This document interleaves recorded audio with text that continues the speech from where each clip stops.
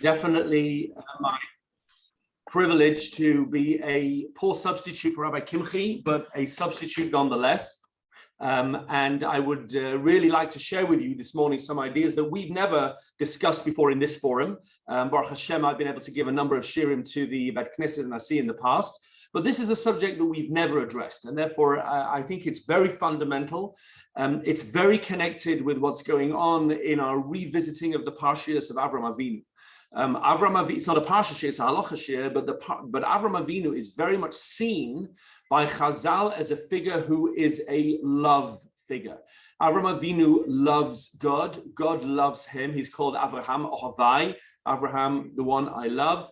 Abraham loves other people. He reaches out to other people. That's one of the defining features of Avraham Avinu. Even people who are, you'd expect him to neglect or be uninterested in, wayfarers on the road, running out to greet them. The people of Sodom, who are without any question evil and deserving of destruction. Nevertheless, Avraham Avinu reaches out to God and asks for them to be saved. So I think, and we'll come back to Avram in the middle of the shir, but I think it's important for us to just revisit halachically and hashkafically the parameters of loving other Jews, loving other people. We're not really talking about loving God here. I'm really focusing on chesed, something that we all know from the very earliest days of our lives is built into Judaism. It's such a fundamental of Judaism that we are rachmanim.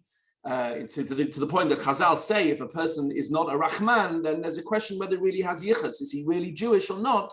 Therefore, I want to really define this, because one of the difficult balances that we all find in life is how to prioritize ourselves, other people, when to reject other people who are behaving inappropriately, how to do that. There's so much to say about this. I don't propose to deal with every single source. I even slightly tweaked the sheet, and I'll share it obviously here. I put a couple of other sources in. I'm not going to try and gallop through it and get through every source, but you're certainly welcome to look at them in your own time and think about that more. I've had some interesting questions about this. Let me just frame this by way of a couple of examples.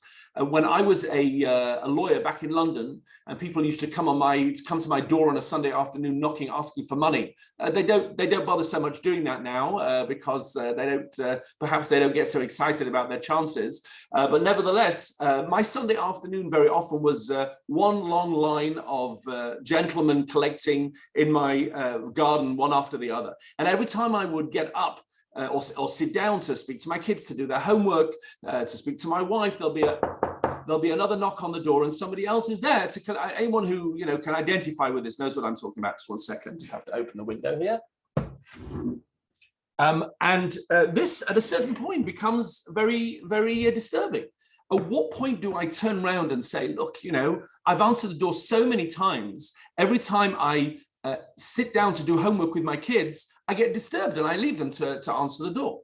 At what point do my kids turn around and say, well, as opposed to me being a good role model and they're watching their dad do chesed and give tzedakah, at what point do they begin to feel abandoned? My dad has time for anybody in the world and everybody in the world apart from me, who really needs him right now to do my homework. That's a real life challenge. And specifically, anyone who knows rabbis' children suffer from that challenge a lot. Their parents are there for everybody, but sometimes they're the ones that feel, at least, that they're forgotten. That's one question. And the guy who's collecting at the door could be, his son might need a life-saving operation. So what I'm really asking on a certain level is, what's more important right now? The life of this man's son, or my son's homework? Now, when you put it like that, you would have thought, well, of course I have to answer the door. But of course, in the moment, it's not so straightforward. That's one example. Another example, which was a question I was asked by a student. This student, who is now a little bit older, she's finished. Just unplug the phone. Sorry, I was meant to unplug the phone before. Phone never stops. Should not be disturbed now. This student battled and grappled with depression issues all through her student years, and was on top of them. And was managing to balance things out and make things work in life. She was having therapy and she was on medication, and it was working well. And she connected with another girl at university who was herself suicidal on different levels. And this other girl, of course, was getting her own therapy and her own help. But the other girl latched onto my student as being the thing that was holding her together.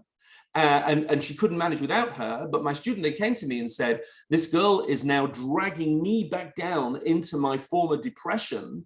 But if I let go, if I say I can't really be involved with you anymore, God forbid, who knows what that effect that might have on her. On the other hand, it's dragging me down. It's turning me into, taking me to a place I don't want to go. So what do I do? Who do I prioritize in those situations? And you can think of any number of life scenarios where balancing those questions of embracing other friendships and rejecting people when necessary, that's obviously a very real question. So what I'd like to do with you is in the 55 minutes or so that we've got, I'd like to explore the sources on this, which I think are absolutely fascinating. And hopefully that will shed some light on some of these questions. So what I'm doing now, hopefully you should be able to see. Can you see the screen that I've just shared? Excellent. Okay, just extend this so I can see you again. Okay, so if we look together at the screen, so the beginning sources, the first sources will be sources that we're all familiar with, but we'll hopefully see them in a new light. So the Torah contains a mitzvah. That is well known, I think, to everybody. The context is less well known. It comes in a series of mitzvahs which start, but it doesn't start here, it goes from before. We're going to pick it up in Pasuk Yud Zayin in Vayikra Yutes in Parshas Kedoshim. It says, Lo sisna es achicha bilvavecha. We'll translate that properly later, which doesn't mean don't hate. Sinna doesn't mean hate. Sinna means to reject. Don't reject your brother in your mind. We'll see what that means later. You must give your friend tochacha. We'll examine that later. This is not for now. And you shouldn't be the one to bear a sin because of them. Again, we'll give context to that. And here's our pasuk: don't take revenge. Don't bear a grudge against your people. But rather you should love your friend like yourself, Ani Hashem, for I am God. Now, there are many, many questions that one can raise in that whole series. How do these things go together? What is the connection between revenge and bearing a grudge and loving other people? Why does it seem to use a different phrase for the other person in each of these mitzvahs? Sometimes it's achicha, sometimes it's amecha, sometimes it's reyecha, sometimes it's amitecha. And I can assure you they're not just synonyms. They all mean slightly different halachic groups of people, which we don't have time to get into now. But there in the middle of all of this is our famous phrase, V'ahavta l're'echa kamocha, love your friend like yourself. I am God. So specifically on that, there are any number of questions. Why include I am God?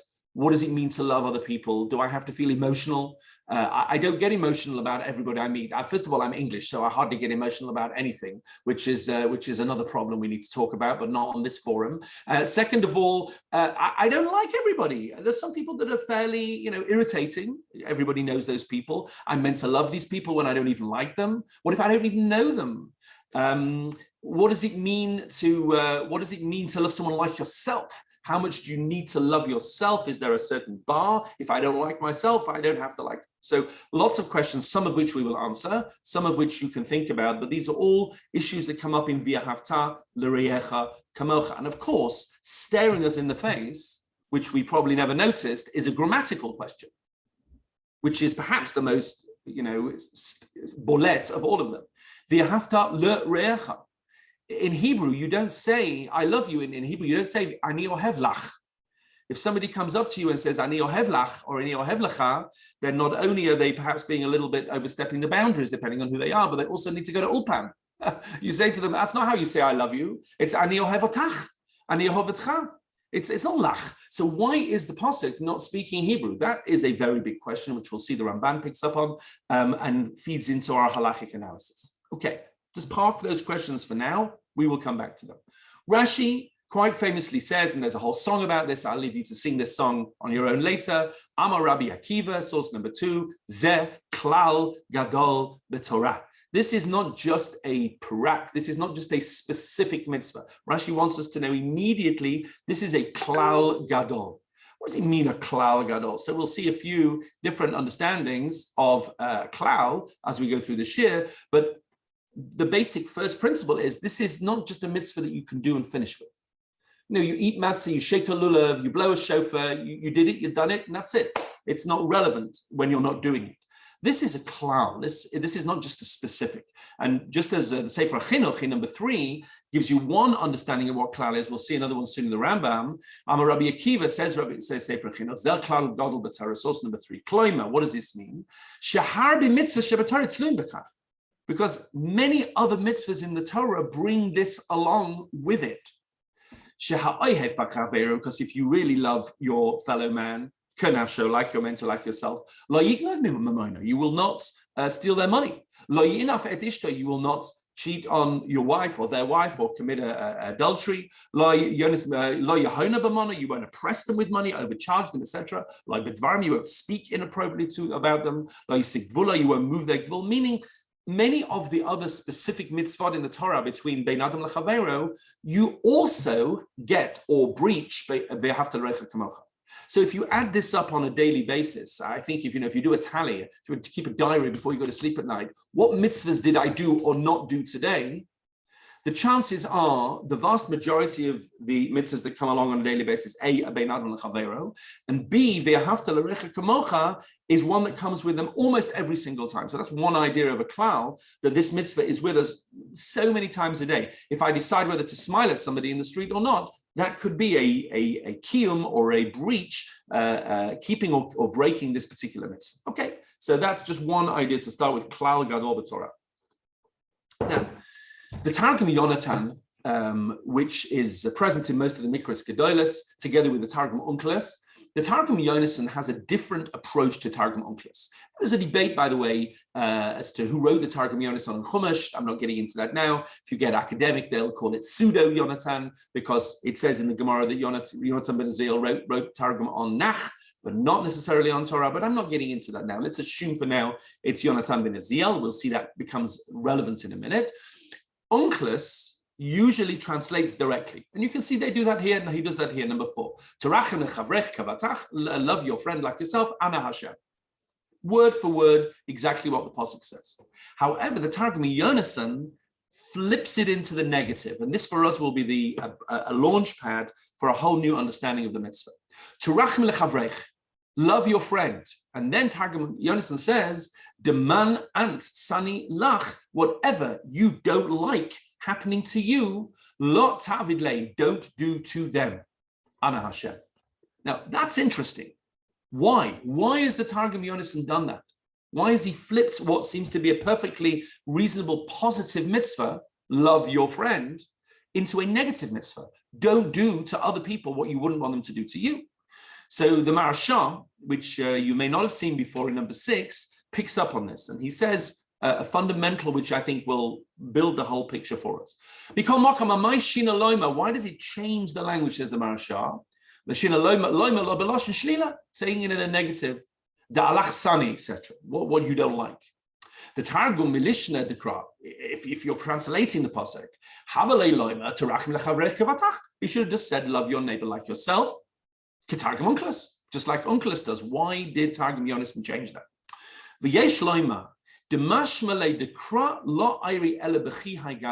The implication here is that that's what the pasuk's actually talking about. Belot ta'aseh, with a negative, lo ta'aseh. And he explains that's why it's in the pasuk with don't take revenge and don't bear a grudge. And that's on that it says don't do bad things to other people. Whatever you don't like. But if you're asking what good do I have to do for people, the pasuk doesn't talk about that. Because we know, we'll see later, your life comes before the life of your friend. You can prioritize yourself. What's going on there? So what's going on there actually is very fundamental. The Marashah is explaining that this mitzvah, this Torah obligation of V'ahavta l'recha kamocha is negative. It's not positive. It's actually not chesed, as you and I call it at all. Chesed is always proactive. I'm going to do things for other people. Says the Marashah that the Targum Yonasan is telling us that this mitzvah is negative. Don't be rude, don't be disrespectful, don't be in any way or do anything to other people that you would not like them to do to you. That's the chiyuv, that's the obligation. Whenever we do something which is something we would know we wouldn't like done to us, we break this mitzvah. What about positive, proactive chesed? So says the Maharsha, okay, God leaves that to you. The Pasuk doesn't tell you that you have to do chesed. Of course you can, and you should. And we'll see in a minute, the Rambam explains the rabbi said that you must, but the Torah itself just says that you can, it's up to you. You decide how many old ladies to help along the road, or how many packages to pack for poor people, or whatever you're going to do, you decide that. But the Torah doesn't give you a chiyuv to do that. We'll see in a minute that the Rambam picks up on this and says, if the Torah leaves it to us to decide when to do chesed, the chances are we won't do very, very much at all. But okay, we'll get to that when we get to that in a few minutes. Okay, let's get back into things. You've heard this before. This Targum Yonason, you've heard this idea, don't do to others what you wouldn't want them to do to you, the golden rule, as it were. We see it, of course, with Hillel.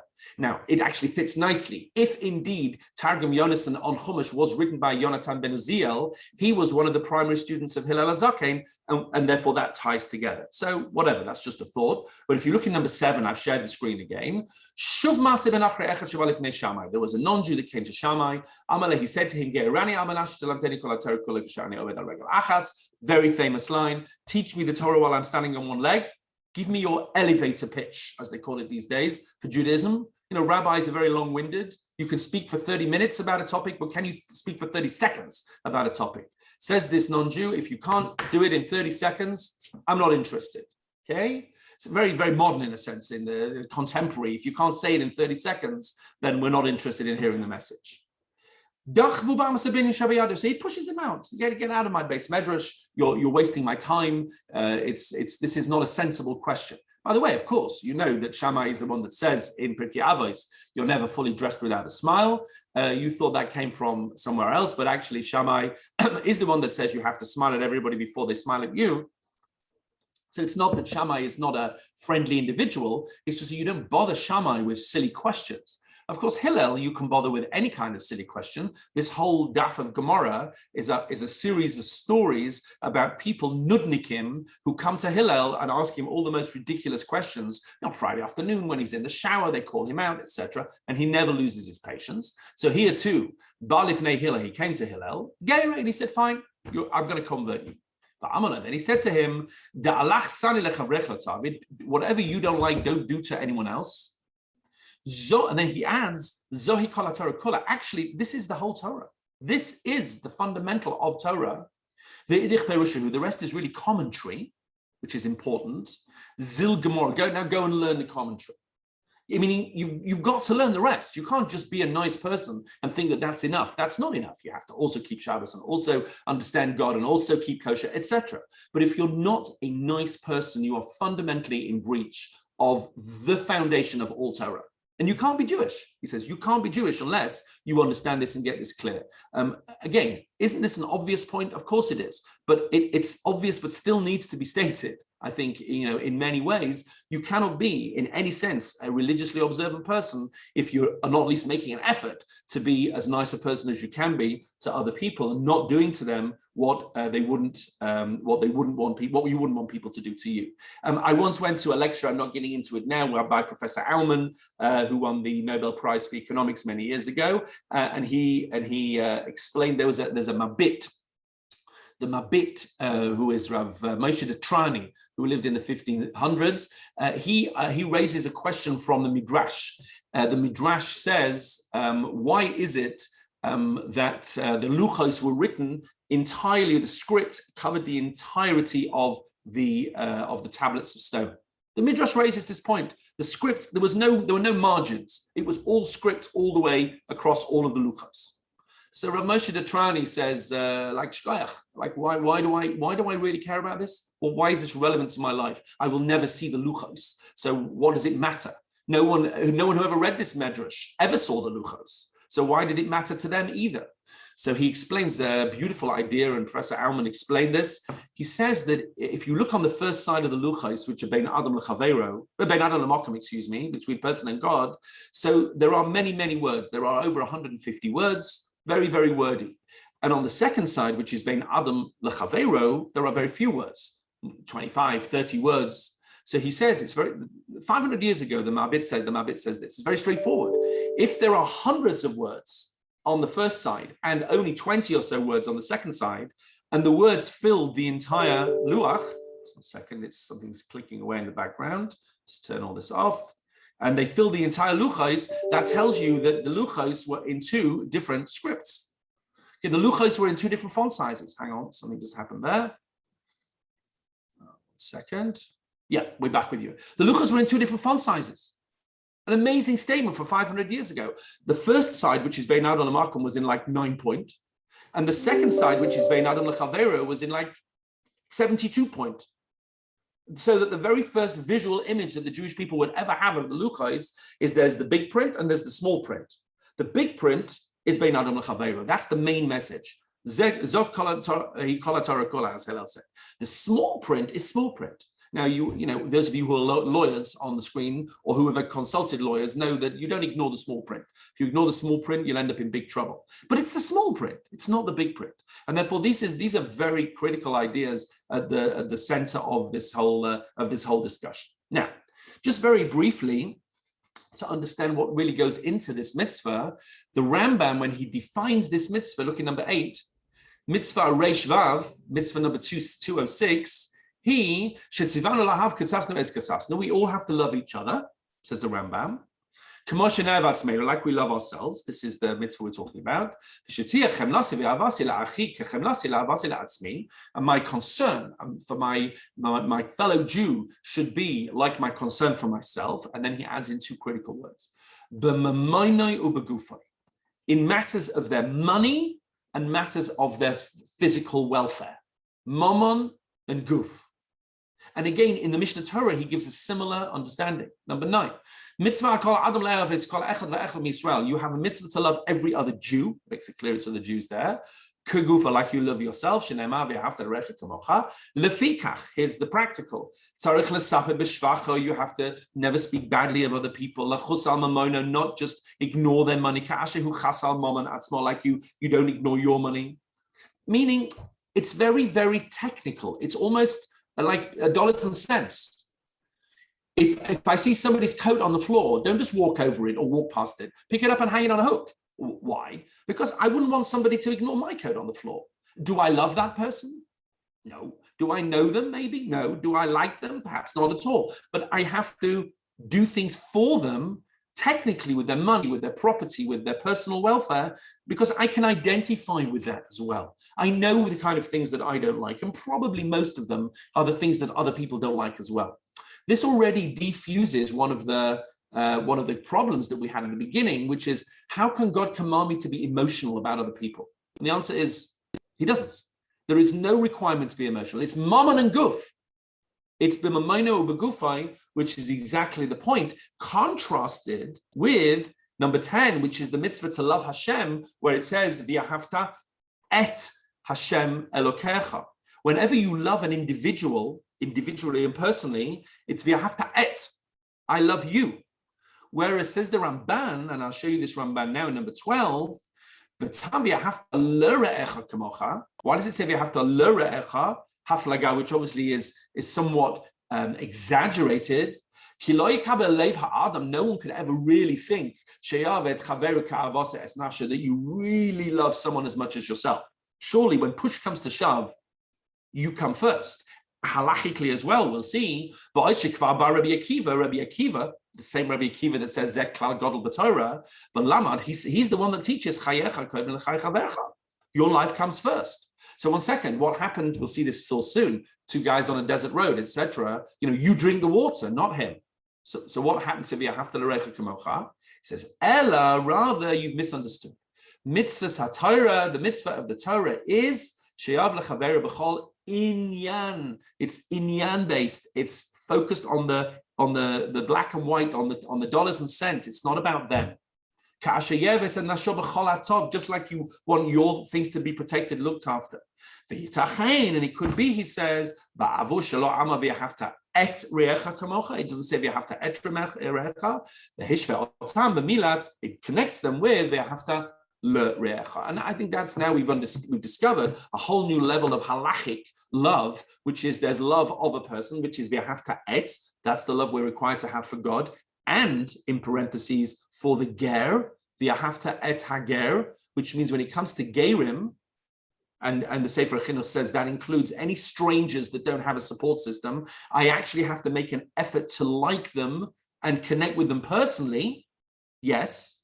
But when it comes to every Jew in the world, it's not. It's v'ahavta l'reacha. I don't have to love you. I can if I want, but I don't have to. I just have to show towards you the kind of concern and not ignore you in the way that I wouldn't want people to ignore me. Okay?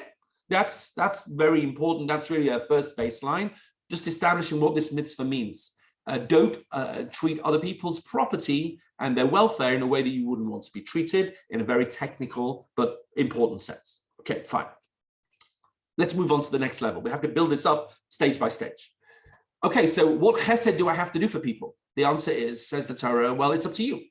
You can decide what chesed to do. So the Rambam explains, beautiful Rambam, really pivotal Rambam, that this is the job of the rabbinic law. Rabbinic law puts structure into Torah mitzvahs that the Torah is very optimistic, right? The Torah assumes that, let's say, when you get married, you'll be a good husband and you'll do all the things that the Torah says you have to do. The rabbis are a bit more realistic and says, okay, shkoyach, that's nice in theory, but when the husband's not doing what he's meant to do and the wife waves a chumash in his face and says, why aren't you doing what it says in this book? So the husband will push it off.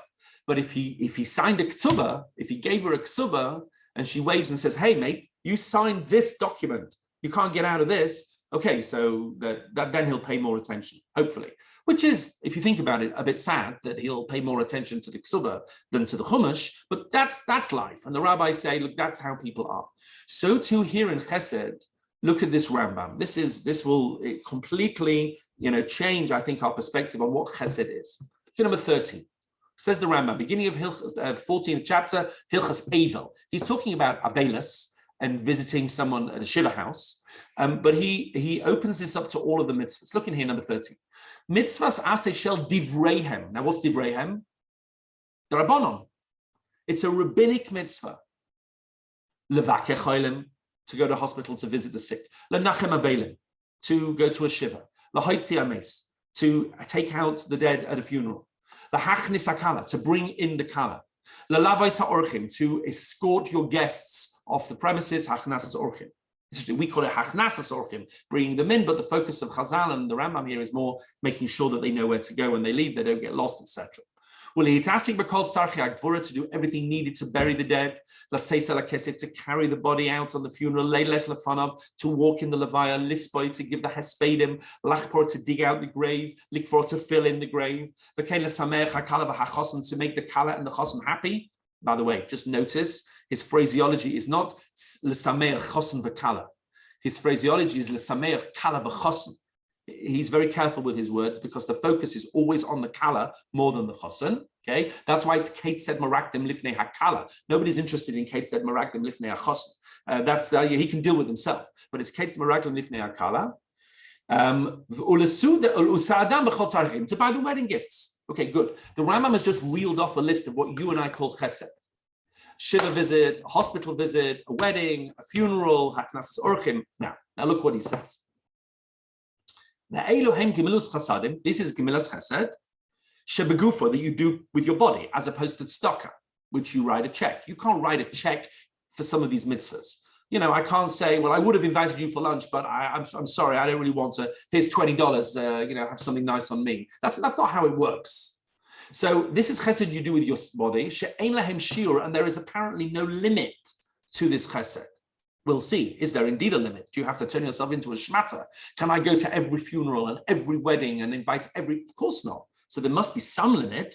How do we gauge that? We'll see soon. And here's the halachic kicker. Even though these are all requirements, mitzvahs, we're obligated to do this rabbinically. Here's that word again, klal. They come under the umbrella of v'ahavta l'reich kamocha. Here's another way of understanding what it means, klal gadol b'Torah. The Rambam's explained the following. Every time I go to a shiva or go to a hospital or go to a wedding, so I am fulfilling a rabbinic obligation. The rabbi said I have to do that. But at the same time, I'm getting for myself the Torah mitzvah of v'ahavta l'reich kamocha. Meaning it's a kiyum, it's a fulfillment of a mitzvah doraisa, but it's a chiyuv midrabanan. It's a very important halachic point. Sometimes the rabbis create obligations which lead us to fulfill Torah mitzvahs that we may not have ordinarily fulfilled. There are other examples of this. For example, in Hilchos Shabbos, the rabbis created a whole structure of rabbinic mitzvahs which take the special name shvut, rabbinic prohibitions on Shabbos. I can't write with my left hand, whether if I'm right-handed, and I can't move muktzah, and there's all of these rabbinic obligations, but they're really coming to fulfill a Torah mitzvah of Shabbaton. That the Ramban talks about this at great length, that I have a Torah obligation to make Shabbos Shabbosdik. The Torah doesn't tell me how to do that. The rabbis create a structure of rabbinic obligations, but by doing them, I'm not just fulfilling a rabbinic mitzvah, I'm fulfilling a Torah mitzvah, but the rabbis helped me to get there. And if you think about this, you'll see that there are many, many different examples of where rabbinic structures are put in place in order to fulfill Torah mitzvahs. Now is not the time or the place, but I don't remember whether we've talked about this before. Rav Kook, in a very important essay called Chacham Adif Min Navi, the rabbis are greater than the Nevi'im, which of course is a phrase from Chazal. He explains what that means. Why are rabbis greater than Nevi'im? And he explains that all of the big ideas that the Nevi'im came with in the first temple period of tzedek and chesed and not abusing people and supporting the poor and the widow, these are beautiful big ideas, but the people didn't listen. The people just like you went in one ear and out of the other. Like any inspirational speech. You go to an inspirational speech, you're very inspired, you walk out of the room, and then half an hour later, you're eating pizza and it's all gone, We didn't really listen. But when the rabbis came along, they created structures, says Rav Kook. They created detailed micro movements within our daily life that help us to actually form a lifestyle which makes us do these mitzvahs. That's why that's much more effective, practically speaking, than the Nevi'im. The Chachamim create structure, and the Nevi'im have the big ideas. He said, of course, the danger now is we become robotic, halachic automatons, doing all the things that the rabbis told us to do, and we forget the big ideas. And he said, of course, you have to combine them. You have to have the big ideas, and you have to have the halachic structure, which is, of course, why Chazal, when they wrote the Gemara, intertwined halacha and midrash. You have 3 or 4 dapim of halacha, so you can get all the structure clear. And then you have a couple of dapim of midrash so that you can refresh on the big ideas, the philosophical points, the why am I doing this, not just what should I do. This is, of course, a big, big theme, but you see a very interesting example of it here with the Rambam, where he's telling you that in Chesed, the rabbis created a structure in order to get you to do the mitzvah. I just saw on the chat, just noticed, somebody asked a question a little while ago, could we say that Hillel had more patience than Shammai? Absolutely. That's the whole point. Hillel had more patience, and that's why every student house on campus is called Hillel, really, not Shammai, because Hillel is a place where every nudnik, an irritating individual who happens to be a Jewish student, can go and still feel accepted and still feel safe and still feel wanted, as opposed to, that's why they didn't call it Shammai, because if you're going to Shammai house, then you're probably not going to be too happy there unless you fit in well. So Hillel has this whole idea of patience. Fine. That's v'ahavta l'recha kamocha. In terms of structure, that's what it is. Again, just to recap, the structure works like this. The Torah tells us as an obligation not to do what we would find irritating if people did it to us. And then the rabbis create a proactive chesed structure. Okay, fine. Just to fill you in, because it's important to just complete this part of the picture, there are other mitzvahs of chesed in the Torah as well. There's a mitzvah of v'halachta b'drachav. Number 14, I'm not going to dwell on this in detail. We know there's a mitzvah to copy Hashem. How do I walk in Hashem's ways? How do I ubotid bakun? How do I stick to God? And the Gemara, quite famously in 15, raises this question: how do I stick to God? God is like Aish. I don't want to get too connected. You get zapped like Nadav and Avihu if you try and get too close. And the Gemara there sets out the idea of you have to copy God. We see how God acts in different ways of chesed, and then the Gemara goes through Mahu mal bisharomim, just like God clothes the naked with Adam and Chava, so you clothe the naked. This week's parsha, Avram Avinu, God goes to Avram and visits when after the bris milah. By the way, why did Chazal say that? Where is there any indication in the parsha that it's Bikur Cholim? And one of the answers on Peep Shat is that whenever God goes to visit, he always has something to say. And this time God just goes to visit and doesn't say anything. That's very unusual, from which you learn that Bikur Cholim, the point is not what you say. What can you say to somebody who is, God forbid, very seriously ill? What are you going to say that has any relevance at all? It doesn't matter. It's just being there. That's the point. The mitzvah is to go, not to say anything. That's very important. Therefore, that's Hashem does that to Avram. Also, Nichum Avelim by Yitzchak after Avram dies. Kfuras Hameis with Moshe Rabbeinu. But we have to copy this. But it's important to understand that this is very different from V'ahavta l'recha kamocha. V'ahavta l'recha kamocha is ultimately born from empathy. I don't like these things myself. I'm sure you don't like them either. I wouldn't want to do them to you because I understand how you would feel. It's based in empathy. Whereas this is not based in empathy. This mitzvah is based in, I want to be like God, and the godly thing to do is to give. Because God, by definition, cannot take. There's nothing that God can take that he doesn't have. God can only give. So the more I want to be like God, the more I'm going to give. But it's a different kind of kavanah. Meaning, I sometimes say to my students when they go to do chesed on a, or afternoon, whatever, when they've got on their timetable. So I said, what mitzvah you do depends on what your kavanah is. If you walk into this home and there are dishes stacked up from 6 days ago, children running around screaming, the whole house is falling apart, and you think to yourself, gosh, if I were this woman, I would really appreciate a bit of help now.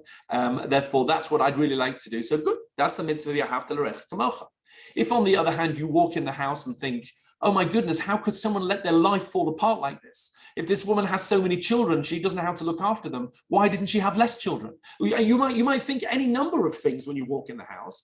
But if you think, but something, God also doesn't judge us when we mess up. God still gives to us, even though, how could we get ourselves into this mess? But so I want to be like God, and therefore I'm going to emulate God by, depending on which kavanah you have, you could be doing one or the other, or both mitzvahs. You could feel empathetic and also wanting to give like God. Or I say to them sometimes, you could just say, I'm only here because the rabbi will throw me out of school if I don't come, in which case you've missed the opportunity to do all of these mitzvahs, which is chaval, but that can happen as well. Okay, fine. The last thing I would mention before we get into the limits on chesed is hayashav hatov. There is a mitzvah in the Torah, v'asita hayashav hatov. We have spoken about this in the Bet Knesset Hanasi. I gave a shir to you, who knows how many years ago. I think it was live on developing halachic common sense. And this is actually very important too. There is a mitzvah in the Torah to work out for ourselves what is the right thing to do. And there's a lot to say about this, and we talked about it, the idea of inferring from all the other things we see that God wants us to do, from there, working out for ourselves what is the right thing to do without being told.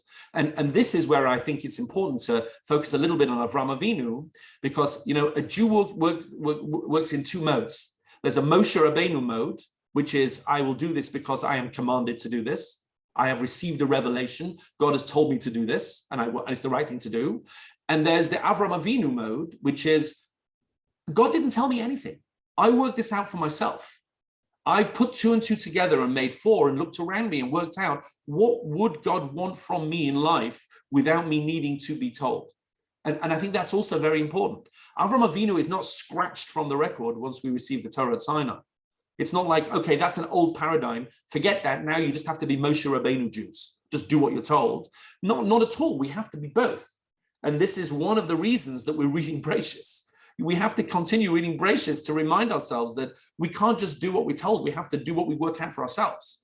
Obviously within the halakha, but we can't lose sight of that responsibility to be an Avraham Avinu and work it out rather than just be told what to do. And that's to some degree the mitzvah of V'asita Yashvat. Okay, any questions?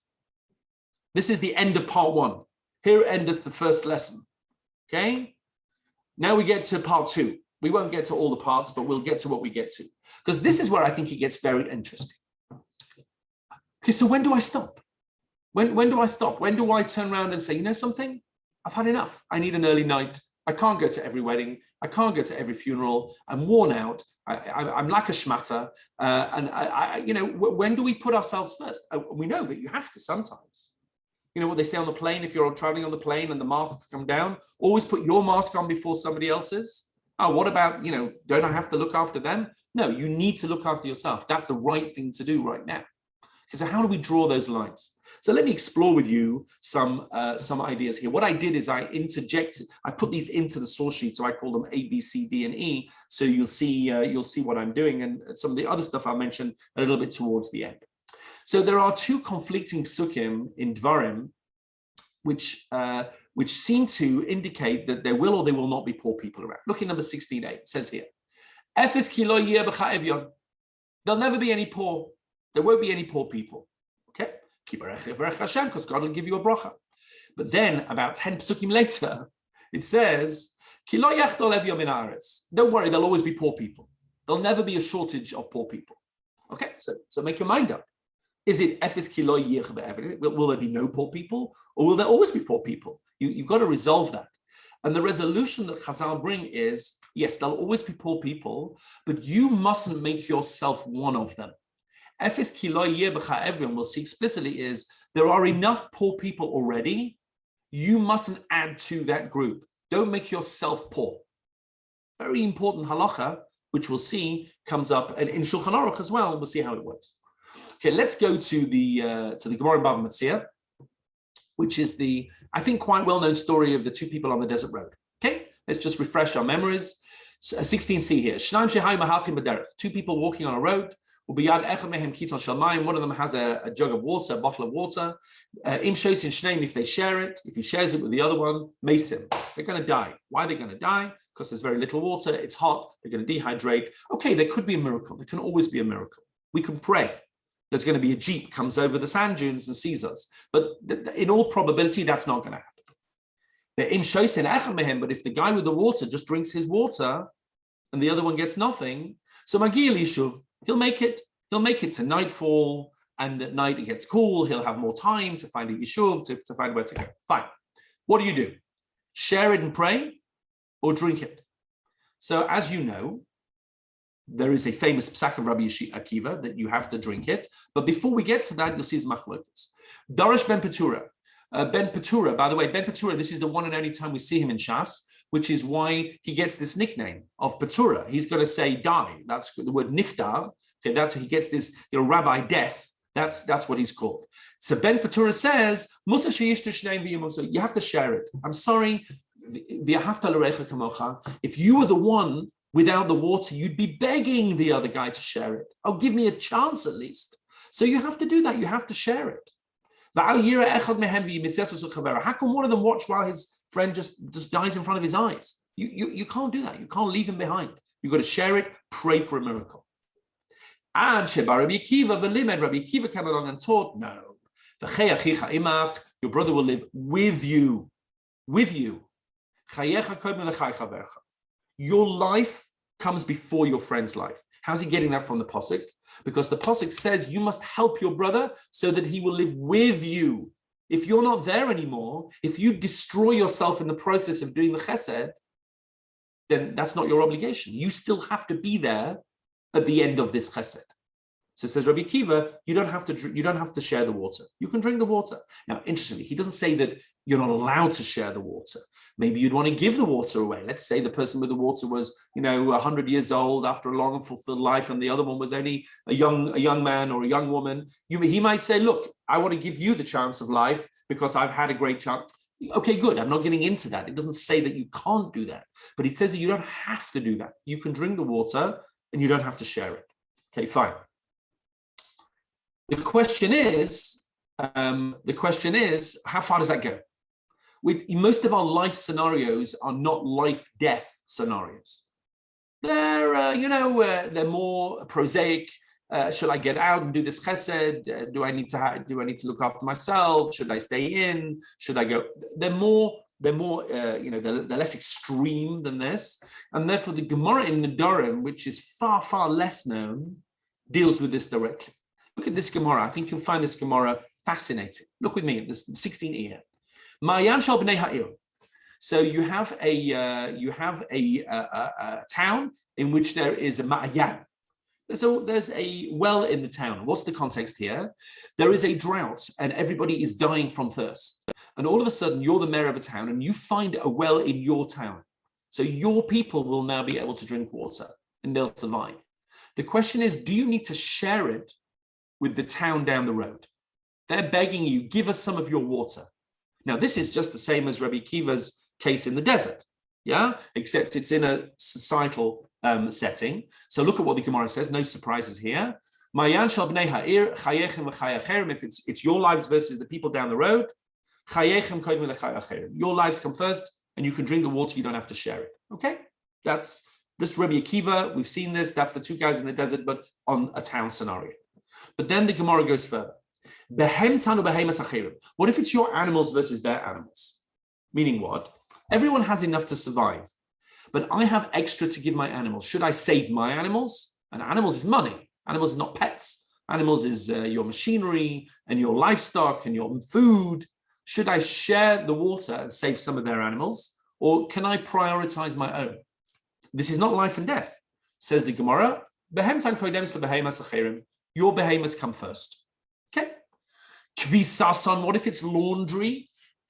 Says the Gemara. What if everyone has enough to give their animals and to survive?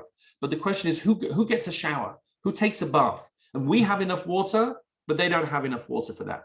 So says the Gemara, kvisason or kvisas acherim, if it's your laundry, your personal hygiene versus theirs, then your hygiene takes precedence over theirs. So you see that when you're in an equal scenario, then you're allowed to prioritize yourself. You don't have to be destroyed in that aspect in order to help other people. But now the Gemara is setting you up for the last question. This is the one you didn't expect. What if it's other people's lives versus your laundry? Meaning the people down the road have nothing. They're dying, mamash. And we have enough to drink, we have enough for our animals, and now we're thinking of taking a shower. Should we take a shower or should we save their lives? Now you're going to say, well, what's even a question here? So the Gemara first answers, of course their lives come before your laundry. What are you talking about? But then the Gemara says, no, Rabbi Yosef, your laundry comes before their lives. That is an astounding psak. Your laundry comes before their lives. You're allowed to get showered and keep your personal hygiene standards, even if that means that the people down the road are going to die. Now, it doesn't say that you have to do that, and it might not even be the right thing to do in the scenario, but you don't have to feel guilty about it. You're allowed to do that. The question is why? How does this work? And here, this is how I heard this from Rabbi Berkowitz many years ago. This is an incredibly important point, which underlines all of these examples that we're giving. What Rabbi Yossi is saying is the following: I have to do chesed and I have to help other people, but I don't have to make myself poor. We saw before, you're not allowed to make yourself poor. Poor could be in money, poor could be psychologically poor could be emotionally poor. Going without washing for months on end is not just a luxury, says Rabbi. Even back in the ancient world, Rabbi Yossi is saying people aren't going to do that. People don't have to feel they should have to do that. Not showering is something you can't ask people to do on a long-term basis, not washing at all. We're all going to have lice. We're all going to be crawling. But think of how many lives we're going to save. Says Rabbi Yossi, no, that's not how it works. Once you become objectively poor, and here's the key, objectively poor in a certain area, then you don't have to help other people, even if their needs are greater than yours. That's the point here. I'm sitting down with my son doing his homework, and it comes to the point that my son is feeling neglected. Nobody's doing his homework. And I keep answering the door, even if the next person knocking at the door has a cause which is objectively more important and more critical than my son's homework, I can still do my son's homework, because we've reached the point at which we're becoming poor. He's becoming poor. He's being neglected. Now, this is very hard to gauge because obviously we're all spoiled. I mean, the younger generations get more and more spoiled as they go through go down the years, but we can't do without certain things. Is that because we're spoiled, or is that because it's reasonable? Let me ask you a question. Let's say I say to my wife, sweetheart, you know something? I don't think we should have a washing machine anymore.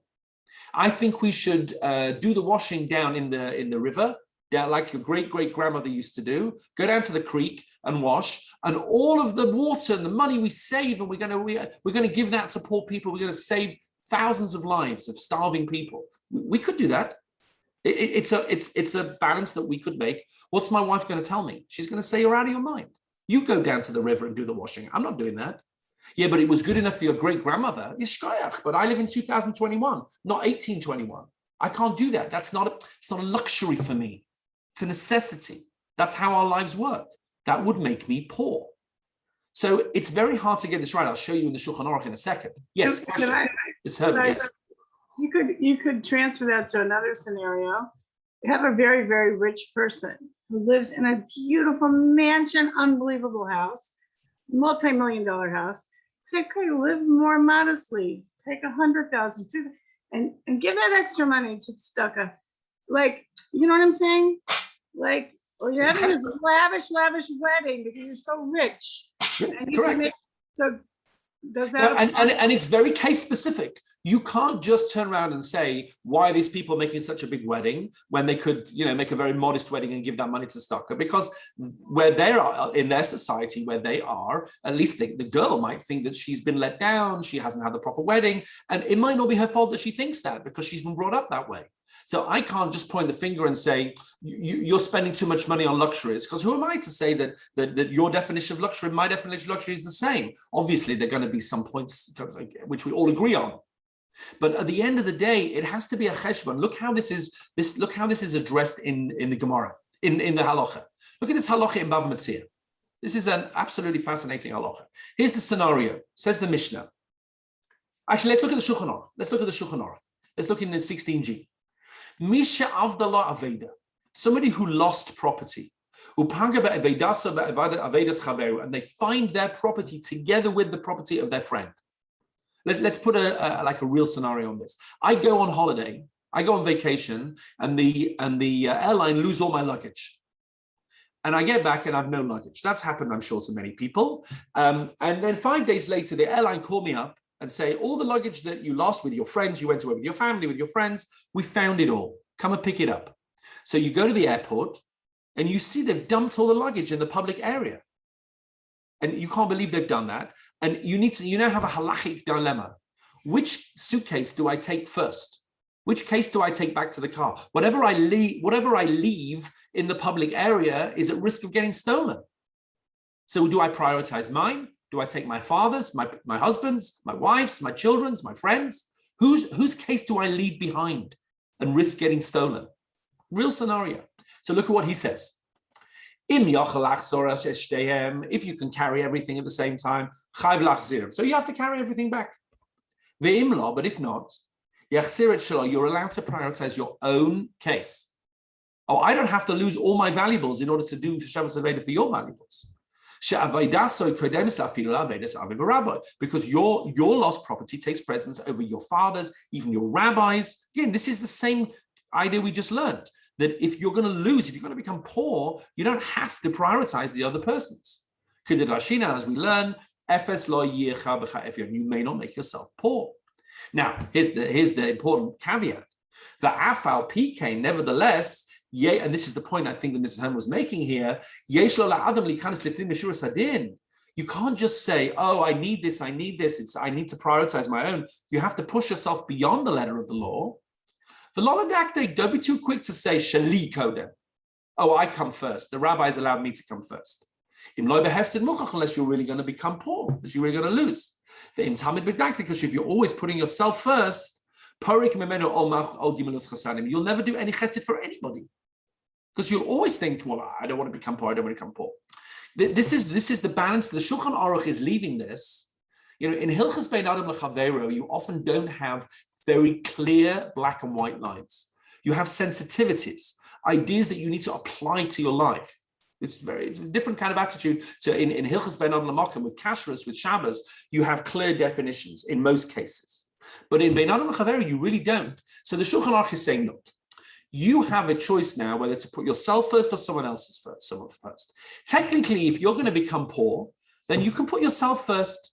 I need an early night. I can't go to every wedding. I can't do this. I'm just too tired. I need to prioritize myself. But always be careful to consider, says the Shulchan Aruch, whether we're just being actually selfish, whether I really need this, or whether I'm really just being indulgent, and whether I really should be making a smaller wedding, or having a more modest lifestyle, or buying less pairs of shoes, or whatever it is. The Shulchan Aruch doesn't tell you what to do, because he can't tell you what to do. Because what's reasonable for me is different from what was reasonable for my parents, for my grandparents, for you, for people living in other countries. You can't draw black and white lines, but you can say, don't make yourself poor, but always consider whether we're being a little bit, self-indulgent. And therefore, I think it's very clear in a case where my student is becoming depressed because of the girl who is latched onto her, there's a toxic relationship now, and this is pulling her down, even though the other girl's situation is more dire. This girl is lo aleinu suicidal, it's a real case. My student does not have to be part of that relationship because it's dragging her into an objectively very poor place. It's ruining her own psychological balance. And even if, God forbid, something worse happens to the other girl, that can't be her responsibility because she doesn't have to make herself poor in this scenario. And again, every case is going to be different. Somebody once put it to me like this, the hospitals are always short of money. And there's always more they could do with more money. There's always more lives they could save. But they ran out of budget. There's no more budget. But even though there's no budget for the hospitals, the city still plants flowers in the park. It still looks after the trees. Why not forget about the trees? Who needs trees? Who needs flowers? Let's dig up Central Park. Let's sell it off to real estate. And let's put all that money in to life-saving treatments in the hospitals. No, aren't lives more important than flowers? Of course lives are more important than flowers. But what Rabbi Yossi is saying is, it's not as simple as that. Because if we take away all our green spaces, then the whole of society will be poor. That will make us poor as a people. Therefore, even though flowers and trees are less, obviously on an individual level, far less important than lives, when you're doing these cheshbonot, it's not so straightforward. We don't have to make ourselves societally poor by getting rid of every kind of green space in order to just put all that money into saving lives, which is, of course, on an individual basis, much more important. You see how the halacha here is addressing this question of chesed, self-interest, on an individual level, on a societal level. It's an interesting example, I think, of where halacha extends beyond just the daled amos of personal situations into how to run a country. What are the halachas of how to run a city, how to run a society? And this is an example which impacts on that. And of course, in Israel today, we have to ask ourselves these questions. Not that every person in government's asking a shaila every time they do anything, and maybe that's just as well, but there are halachic things that impact on this. The second half of the sheet, which I'm not going to get into, we'll have to do that as a part two, is this whole issue of sinna, of what it means to reject other people, when you can reject other people, when you can't. But there's too much already. I gave you that as a teaser. You can look into that in your own time. But I think I personally find that this cheshbon is very helpful. Because I don't know about you, but I'm often confronted with this question: should I be doing this for someone else, and should I be doing it for myself? I probably get it wrong half the time, and I'm too selfish because we all are. But at least there's something to turn to in terms of trying to weigh it all up. Okay, so I hope that was helpful and interesting, halachic and hashkafic, and hopefully relevant too.